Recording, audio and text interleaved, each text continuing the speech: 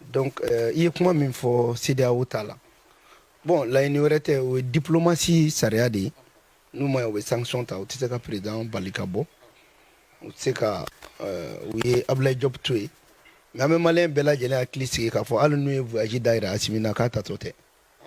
awɔ a tɛna taa o voyage in na wa a ma deli ka voyage yɛrɛ nege minɛ bon mun ye ko an minnu ka avoir ko kɔfɛ hali a t'anw bolo so kɔnɔ yan kuma tɛ kɔfɛla ma donc nin ko ninnu ye fɛn minnu ye an ka ɲɛsin jamanajɔ ma dɔrɔn nin bɛɛ ye maliyɛnw ka faamuya ko an y'an cɛsirili mun kɛ ka an nin di an ka jamanako la ko an bɛ taa sira ɲɛnɛma bila an ka jamana kɔnɔ o kɔlɔlɔ de bɛ an nɔfɛ sɔrɔ min bɛ jamana in kɔnɔ parce que a kun yirala k'a fɔ ko Mali ye fantan jamana ye ko sɔrɔ t'an ye ni sɔrɔ foyi tɛ Mali la n'an ye fantan jamana ye mais nin bɛɛ wulikajɔ kun o jamana in nɔfɛ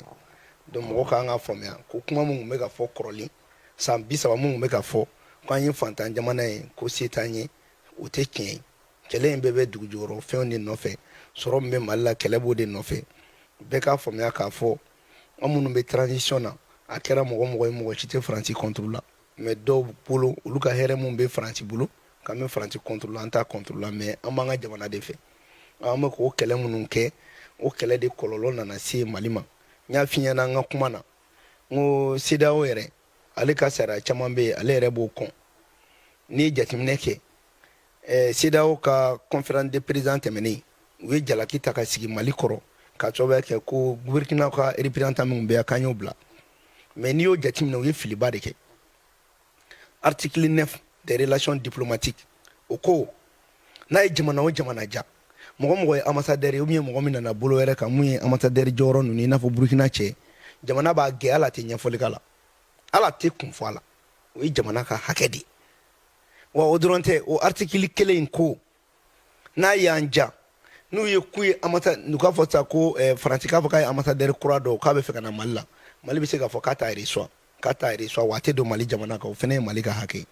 n'a y'an ja ambassadeur minnu bɛ yan ni min ka ko man d'an ye n'a ye bɛ ka min kɛ a ma bɛn a ma an bɛ gɛn ka taa hali an tɛ ɲɛfɔli k'a la o ye jamana ka hakɛ de ye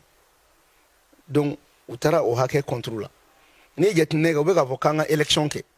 an bɛ élection kɛ ni cadre jumɛn ye ni élection dalakan ye mun ye a dalakan kun fɔlɔ i bɛ collège électoral de convoqué gouvernement ma collège électoral convoqué donc olu bɛna collège électoral convoqué Mali place la donc an ka souveraineté min ye ka élection organiser u bɛ k'u bila o place fana la k'an ka kɛ élection in bɛna kɛ jɔn ye an bɛ ɲɔgɔn ɲininka o fana la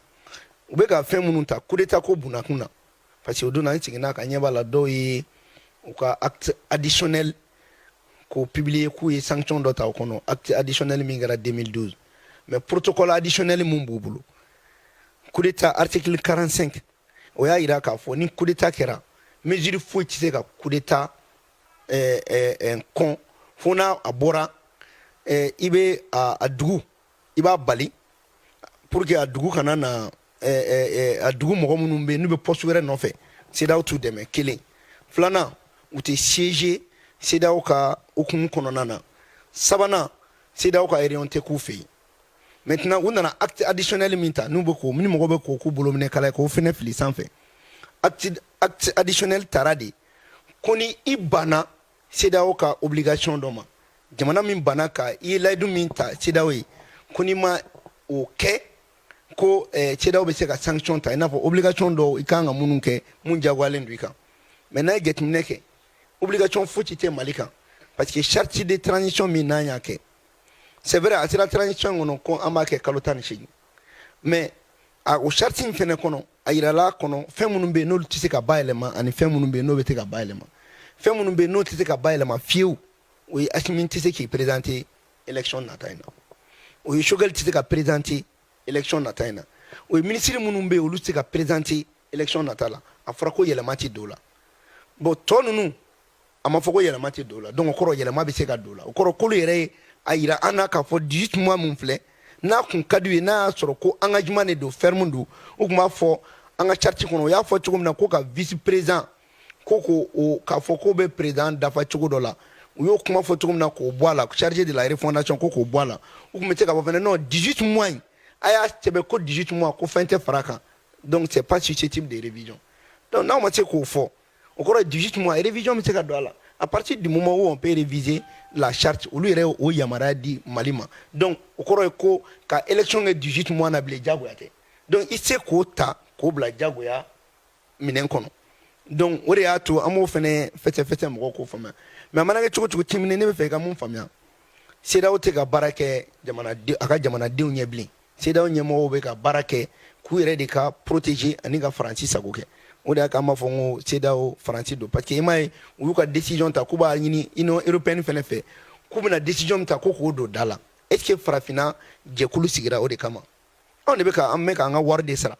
an bɛ ka wari sara pour que an ka to CEDEAO la o wari sara bɛ sariya dɔw di aw ma a dun dabɔra ko ka ko nɔgɔya an ni ɲɔgɔn cɛ aw bɛ se ka décision ta cogo di k'a b'a ɲini diɲɛmɔgɔ fɛ k'olu ka aw dɛmɛ aw ka décision na an contre la ni CEDEAO tun bɛ kɛlɛ de la Mali lafiyali kama CEDEAO tɛ se k'a fɔ ko ka MINUSMA ka jɔyɔrɔ renforcer tuguni mais n ko CEDEAO ka armée bɛ yen min ye ECOMOG ye munna o armée min kun kan ka na Mali la n'o tun ye MISMA ye munna u bann'o ma munna Faransi donna CEDEAO n'a hakili cɛ ka MISMA yɛlɛma k'o kɛ MINUSMA ye k'o bɛɛ kɛ Faransi n'a ka cɛdenw ye ka tila k'o kɛ MINUSMA ye pour que maa minnu ka di Faransi ye a yɛrɛ ka na n'olu mɔgɔw ye k'o don a kɔnɔna na donc an ye nin bɛɛ plan faamuya mais an bɛ fɛ maliyɛnw ka mun faamuya parce que fɛn saba de bɛ Mali kɔnɔ an bɛ ka kɛlɛ mun kɛ nin ye ka Mali bɔ nin jɔnya juru la dɔw dalen don a la i n'a fɔ anw dalen don a la i b'a fɔ ko Masa Rahamani bɛ maa faga kɛ cogo min an dalen don a la a conviction b'an na an b'a kɛlɛ kɛ dɔw bɛ yen olu ma da la o mɔgɔw fɛnɛ bɛ yen mais dɔw fɛnɛ bɛ yen a taatɔ olu bɛ hɛrɛ dɔ sɔrɔ fan dɔ fɛ a b'o hɛrɛ contre la mais nin bɛɛ la an bɛ mun ɲini Mali bɛ yɔrɔ min na bi diɲɛ bɛɛ contannen don ni Mali ye donc an k'an fara ɲɔgɔn kan an ka baara kɛ an ka bɔ jamanaden juguya kɔnɔ diɲɛ jamana o jamana c'est à dire timini fosi tɛ jamana kanu bɔ c'est à dire n bɛna fɛn dɔ f'i ɲɛna bi walayi bilayi Temili ne ka cɛsiri Mali ko la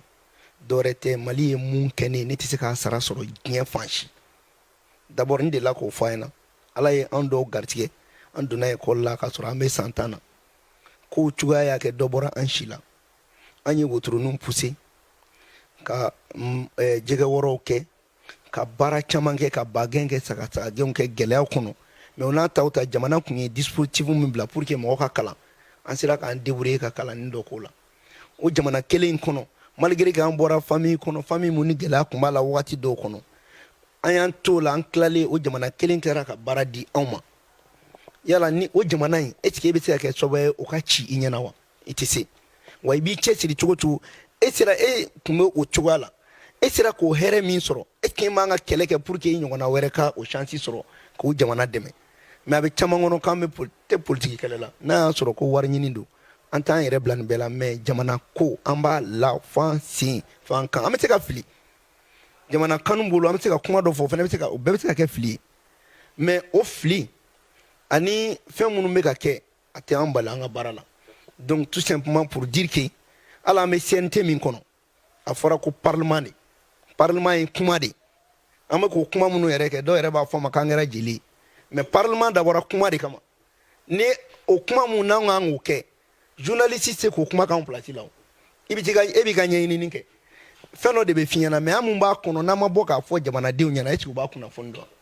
bon comme an tun bɛ démocratie min na a kɛra dɔrɔn n'i ye wasaden ye n'i bɛ wasabulon kɔnɔ i bɛ to ten i tɛ kuma aw kɔni bɛ a bɛ loi ta a bɛ fɛnw ta o ye dɔ ye mais a dɔ fana ye de i bɛ kuma de i bɛ ɲɛfɔli de kɛ aw bɛ ka baara jumɛn kɛ fɛn jumɛn kɛra ni jamanadenw t'a kalama aw bɛ ka sariya ta jamanaden minnu kama n'a fɔra ko jamanadenw t'a dɔn sariya mun tar'u kama a dun bɛ ka fɔ kan min na an ka kan tɛ n'an ma bɔ k'o ɲɛfɔ dɔw bɛ fɛ an ka kuma t'olu dɔrɔn bolo olu ka jamanadenw kunkolo yɛlɛma ni nkalon ye an tɛna mɔgɔ ci permettre o la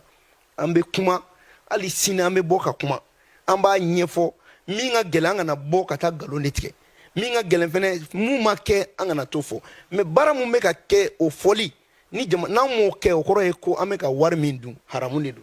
donc an b'a kɛ hali sini an bɛ bɔ ka kuma fɔ mais n'an ye kuma minnu fɔ ni fili donna la hadamaden ko tɛ yan an b'o fɛnɛ filiw yafa deli parce que kuma ni an n'an ka cogo tɛ kuma tigilamɔgɔw bɛ yen mais n'a fɔra bi k'an ka taa kuma o kɔrɔ ko kuma da wɛrɛ dira anw ma minnu tɛ kuma tigilamɔgɔw ka kuma ye sinon minnu bɛ kuma dɔn olu b'a fɔ olu tɛ fili a la tubabuw yɛrɛ b'o f'u ka tubabukan na ko la parole porte des maléfices ko ɲama bɛ kuma na bon donc an ka kumaw sen fɛ an y'a jateminɛ dɔw bɛ dɔw tɔɔrɔ fili de don hadamadenya fili don ne bɛ fili cogo min na bɛɛ bɛ fili ten n'an filila u kan'o fɛnɛ kɛ kojugu ye mais u k'a bila u kunna dɔrɔn maliko de don et puis an b'u encourager han parce que caman fɛnɛ bɛ an ka fili dɔw fɔ an ɲɛna a kana k'u kɔnɔ k'a bɛ digi an na adamaden n'i bilara jama ɲɛfɛ fɛn fɛn bɛ k'i la fɛn fɛn bɛ f'i ma n yɛrɛ bɛ deli k'o fɔ n somɔgɔw ɲɛna kuma min bɛ fɔ an ma ani ko min bɛ kan na u kana digu yɛrɛ la parce que n'a ma ɲa k'i sɔnna k'i bila jamana ka baara la o jamanadenw mana min f'e ma e n'o de ka kan n'u y'i bila minɛ min kɔnɔ n'u yɛrɛ y'a dɔn ko olu fɛnɛ kan ka jamana de tɔbɔtɔ n'olu kɛra ka jamana fɛnɛ mɔgɔ min bɛ ka kuma jamana tɔgɔ la n'i fɛnɛ ye dɔgɔyali dɔ ta k'o fɛnɛ sɛgɛrɛ i fɛnɛ kan k'i yɛrɛ ɲininka jamana in b'e bolo da mun na donc a tɛ digi an na mais a t'a to fɛnɛ k'an bɛ an jɔ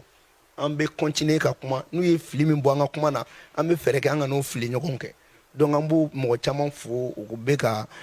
critique minnu kɛ c'est très bien u ka dɔ fara a kan parce que o de b'a to fɛnɛ an bɛ former o b'a to an ye fili mun kɛ kɔrɔlen an tɛna o ɲɔgɔn wɛrɛ kɛ